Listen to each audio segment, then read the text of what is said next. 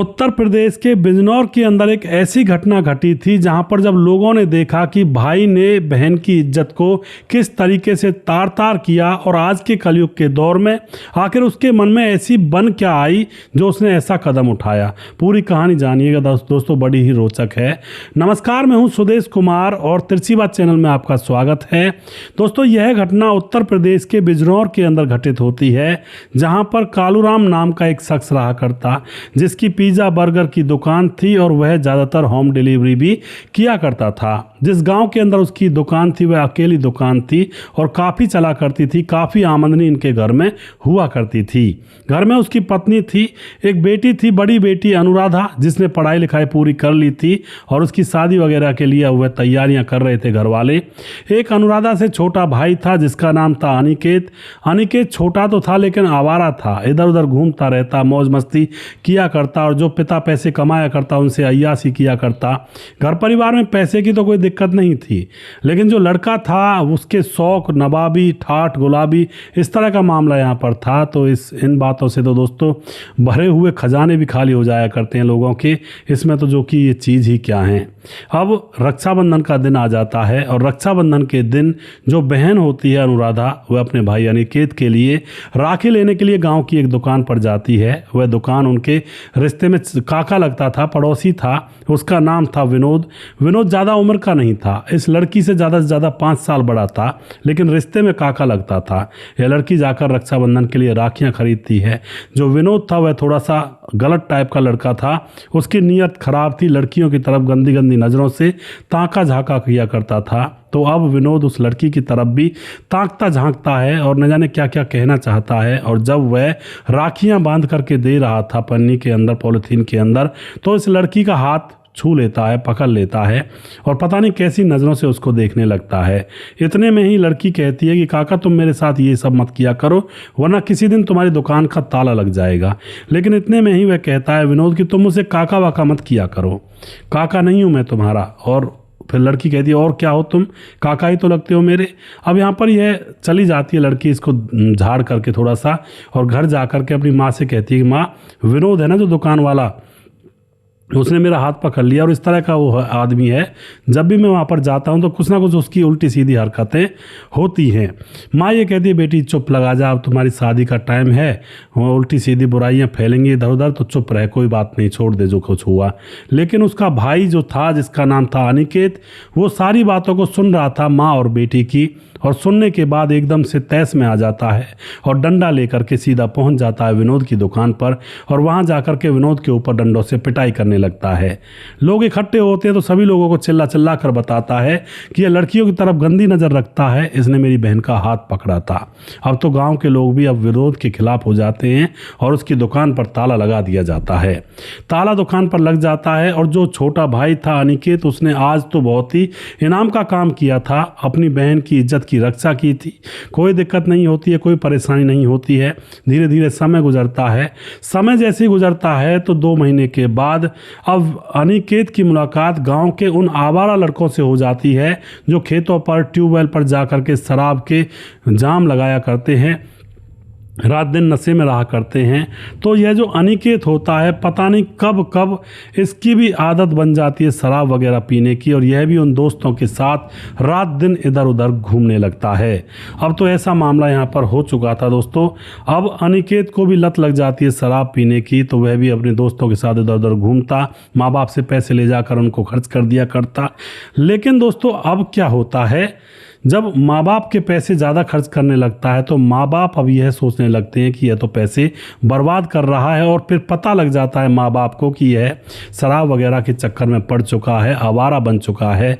तो माँ बाप उसको पैसे देना कम कर देते हैं। लेकिन यह लड़का अनिकेत अब घर में से चोरी करने लगता है, चोरी करके शराब पी जाया करता, चोरी करके ले जा करके पार्टी किया करता। इस तरह का इसका माहौल बन चुका था। घर वालों ने भी संदूक के ताले, अलमारी के ताले और जहाँ पर पैसे रखा करते वहाँ वहाँ का ताला, सब जगह का ताला लगा दिया था, इससे बचा कर रखते थे पैसों को। लेकिन इस तरह से मामला यहाँ पर चल रहा होता है। अब क्या होता है, अब इस लड़की अनुराधा की सगाई के लिए एक लड़का ढूंढा जाता है जिसका नाम होता है राकेश। राकेश पढ़ाई लिखाई में बहुत होशियार था, प्राइवेट कंपनी में जॉब किया करता था, 30,000 उसकी सैलरी थी। तो उससे अब अपनी लड़की अनुराधा का रिश्ता जोड़ दिया जाता है। वह लड़की को देखने के लिए आता है तो आते ही पसंद कर लेता है, क्योंकि अनुराधा देखने में बहुत ही ज़्यादा सुंदर थी। तो रिश्ता पक्का हो जाता है, सगाई का प्रोग्राम होता है और उसके बाद 3 महीने के बाद इन दोनों की शादी होने वाली थी, तारीख तय कर दी जाती है। अब दोस्तों यहाँ पर क्या होता है, अनुराधा अपने घर पर है और जो शादी की तैयारियों में माँ बाप जुटे हुए हैं, कभी कोई सामान ला कर रख रहे हैं, कभी कोई सामान जैसे वॉशिंग मिक्सी, कभी फ्रिज, कूलर, क्योंकि ऐसा ही होता है गांव के दूर दराज के इलाकों में, थोड़ा थोड़ा सामान पहले ही इकट्ठा कर लेते हैं, धीरे धीरे लाते रहते हैं जैसे जैसे पैसा इकट्ठा होता रहता है। अब तो शादी की तैयारियों में जुट रहे थे दोनों तरफ के लोग।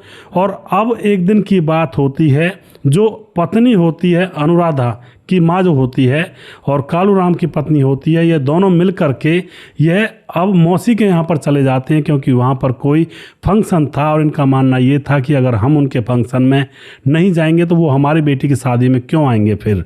तो दोनों पति पत्नी 2 दिन के लिए उस फंक्शन में सम्मिलित होने के लिए चले जाते हैं। बेटी से कहते हैं, बेटी घर का काम, झाड़ू पोछा बर्तन अच्छे से करना, अच्छे से आराम से घर में रहना और अपने इस नालायक भाई को खाना दे दिया करना सुबह शाम। और वह माँ बाप वहाँ से चले जाते हैं। पूरा दिन गुजरता है, शाम होती है और शाम के समय में इसका जो भाई है वो बदहवास सी परिस्थिति में अनुराधा के पास आता है। आकर के वह वहाँ पर बैठ जाता है। अनुराधा सोचती है कि चलो घर में ही लेटा हुआ है, मैं पड़ोस में सहेली से कुछ बात करनी है, उससे मिलकर आती हूँ। तो पीछे से इसको अकेला छोड़ जाती है और यह जो लड़का होता है भाई छोटा अनिकेत, यह घर में किसी अलमारी का छोटा सा ताला लगा हुआ था, उसमें कुछ पैसे थे, 450 रुपये, उनको निकाल ले जाता है और जाकर के दोस्तों के साथ शराब पीने लगता है। बहन वापस आती है, अनुराधा देखती है ताला टूटा हुआ है तो वह गुस्से से गर्म हो जाती है कि कर गया काम, आज तो ढील दे दी मैंने, और उसी चक्कर में ले गया घर में से। अब शाम होने का इंतजार करती है तो रात के तकरीबन 10 बजे वह घर में आता है। उसके लिए खाना बनाकर रखा हुआ था बहन अनुराधा ने। आते ही पहले तो बहन उसकी क्लास लगाती है अनिकेत से कि तू आवारा हो गया है, घर में चोरी करने लगा है, तू कोई आदमी थोड़ी है, और 450 रुपये रखे थे उनको ले गया यहाँ से। अब अनिकेत को तो ये आदत थी डांट खाने की, सारा कुछ मामला पहले से ही चल रहा था। अब यहाँ पर अनिकेत शराब के नशे में था दोस्तों, और जब बहन ने बुरी भली इसको सुनाई, डांटा चोरी क्यों की तुमने, तो भाई को गुस्सा आ जाता है और फिर उसका दिमाग शून्य हो जाता है दोस्तों, और उसकी नीयत खराब हो जाती है। और उसके बाद वह घर का दरवाज़ा अंदर से बंद कर देता है और बहन के साथ मर्यादा तोड़ बैठता है। बहन खूब मना करती है लेकिन वह उसके साथ वो गलत कर्म कर देता है जो कि एक भाई को शोभा नहीं देता है।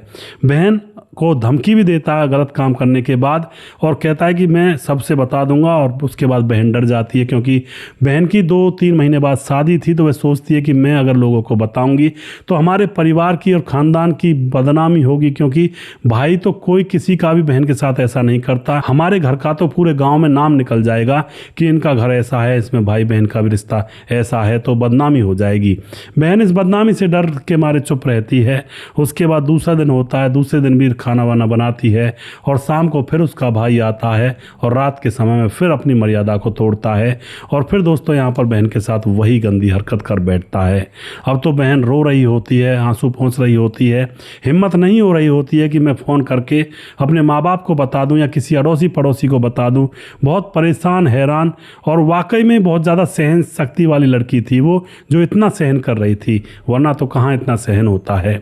अब उसके बाद क्या होता है, तीसरा दिन होता है और तीसरे दिन उसके माँ बाप उसके घर आ जाते हैं और वह माँ बाप के सामने भी वो पन्ने नहीं खोलती है, वो बात को छुपा जाती है।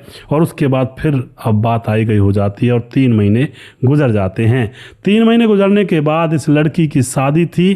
शादी बड़े धूमधाम से हो रही थी, सब लोग खुश थे, लेकिन ये लड़की खुश नहीं थी। अब वो क्यों खुश नहीं थी, उसके पीछे भी एक कारण था। शादी होने के बाद अपने पति के घर जाती है, वहाँ जा कर के सुहागरात मनाई जाती है, कोई दिक्कत नहीं होती है, 2-3 दिन वहाँ पर ठहरती है, लेकिन उसको उल्टियाँ चालू हो जाती हैं। पहले पहले तो उन ससुराल वालों ने यही सोचा था कि शादी में पकवान बनते हैं, उनकी खुशबू से कई बार दिमाग में चढ़ जाती है तो उससे उल्टियाँ लगती हैं, लेकिन इसकी उल्टियाँ रुकने का नाम नहीं ले रही थी। तो अब घर वाले, जो पति होता है इसका, वह इसको हॉस्पिटल ले जाता है और वहाँ ले जाने के बाद जो डॉक्टरनी होती है इसका अल्ट्रासाउंड करती है, और अल्ट्रासाउंड में दोस्तों साफ साफ पता लग जाता है कि इसके पेट में 1.5 से 2 महीने का बच्चा है। अब यह बच्चा जो होता है, इसकी खबर वह डॉक्टर ने उसके पति को देती है। तो डॉक्टर की खबर सुनने के बाद इसका पति के तो खून का पानी बन जाता है, लेकिन अभी भी वह इस बात को ज़्यादा उछालता नहीं है। अपने घर आ जाता है, माँ बाप को बताता है। माँ बाप भी थोड़े सही थे, जो इधर उधर चिल्लाए नहीं, रोए पटके नहीं। उन्होंने इससे कहा, बेटी हमें तू सच सच बता क्या बात है। बेटी रो रही थी लगातार। यह जो लड़की थी अनुराधा, मेरे साथ गलत हुआ इस तरह का कुछ कह रही थी। तो अब इसके ससुराल वाले पूछते, बेटी आखिर हुआ क्या तेरे साथ। तो अब अनुराधा सारे पत्ते खोलती है, सारी सच्चाई अपने ससुराल वालों को बताती है कि मेरे भाई ने शराब पीकर 2-3 दिन मेरे साथ ऐसा किया था, उसी की वजह से ये कारनामा हुआ है।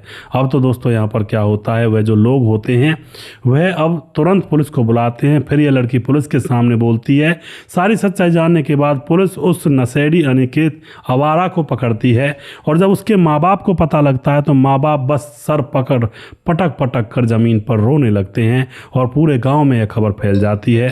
और इस परिवार का पूरा, कहते हैं ना, इस परिवार की पूरी बदनामी होती है उस लड़के अनिकेत के पीछे। कहते हैं ना, कुल में कंडवा एक ही बहुत है। अगर पूरे खानदान में एक आदमी खराब है तो वो पूरे परिवार को ले डूबता है, और पूरे परिवार में अगर एक आदमी सक्सेस है, कामयाब है या फिर अच्छा है, तो पूरे परिवार को ऊपर उठा सकता है। तो एक ही काफ़ी है बिगाड़ने और बनाने के लिए। तो इस परिवार की तो बेइज्जती होती है। लड़की के पेट में जो बच्चा था उसको दवाई गोली दिला करके उस बच्चे को साफ कराया जाता है, और फिर यहाँ पर लड़की का तो घर बस गया, लेकिन लड़का जेल में चला गया और माँ बाप अकेले रह गए। उनका इकलौता बेटा था और इकलौती बेटी थी, एक बेटा और बेटी ही तो थे।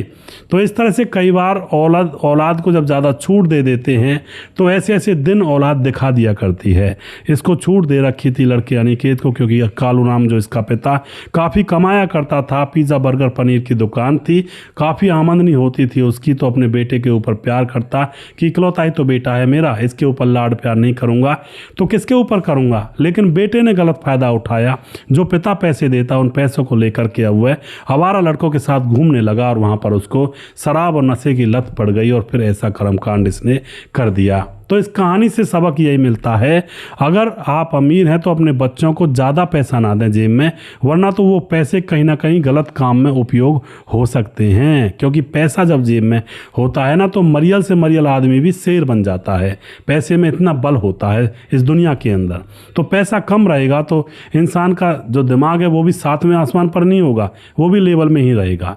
लेकिन इंसान का दिमाग 7वें आसमान पर तभी होता है जब उसकी जेब में पैसों से भरी होती हैं और अकाउंट भरे हुए होते हैं, या फिर उनको ज़रूरत से ज़्यादा पैसा मिलता है, तो फिर दिमाग 7वें आसमान पर पहुंचता ही है। तो सावधानी और सतर्कता बहुत ज़रूरी है दोस्तों, अपने परिवार के अंदर बच्चों को पालने में भी। वीडियो के लास्ट में कुछ भाइयों के नाम जरूर लेना चाहूँगा जो हमारे वीडियोस को देखते हैं और हमें खूब सपोर्ट करते हैं। हमारे साथ हैं समाधान पाटिल जलगांव महाराष्ट्र से हैं, अमित पटेल बिहार बेलवा मोतिहारी जिला से हैं, सुजीत कुमार कमेंट करते हैं, कुणाल धानुक कमेंट करते हैं, पवन कुशवाहा कमेंट करते हैं, मुकेश कुमार यूपी तिरासी से, सुमेर एस कमेंट करते हैं, गुलाब चंद कमेंट करते हैं, मोहम्मद जहांगीर कमेंट करते, स्वपन डे कमेंट करते हैं, उसके बाद प्रवीण बघेल शिवपुरी से, रघुवीर सिंह नेगी सूरज डीओ फिजी से कमेंट करते हैं, मंजीत सिंह कमेंट करते हैं, और उसके बाद हमारे साथ हैं मनोज श्रीवास्तव जी हैं बिहार गोपालगंज 28 वार्ड नंबर 23 से, रघुवीर सिंह दोबारा से कमेंट कर रहे हैं, रजत सोनी कमेंट करते हैं, मोनू जैन है कमेंट करते हैं, आराध्यानंदनी कमेंट करती हैं, राम मोहम्मद यासीन लाहौर पाकिस्तान से कमेंट करते हैं, राधेश्याम शर्मा सिरसी जयपुर राजस्थान से कमेंट करते हैं, राजकिशोर चौरसिया महाबलेश्वर महाराष्ट्र से कमेंट करते हैं, छगनदास खारडाबांध राजस्थान से कमेंट करते हैं, और उसके बाद दुर्योधन भाई लगातार हमारे वीडियोस पर बने रहते हैं, भाई का बहुत बहुत धन्यवाद करता हूं। और उसके बाद सुशील चौधरी हमारे भाई लगातार कमेंट करते रहते हैं, उनका भी मैं धन्यवाद करता हूं, शुक्रिया करता हूं तहे दिल से। जितने भी भाई हमारे वीडियोस को देखते हैं उनका सबका गहराई से धन्यवाद करता हूं। दोस्तों अगला वीडियो बहुत जल्दी फिर से लेकर आऊँगा, तब तक आप खुश रहें, सावधान रहें। जय हिंद, जय भारत।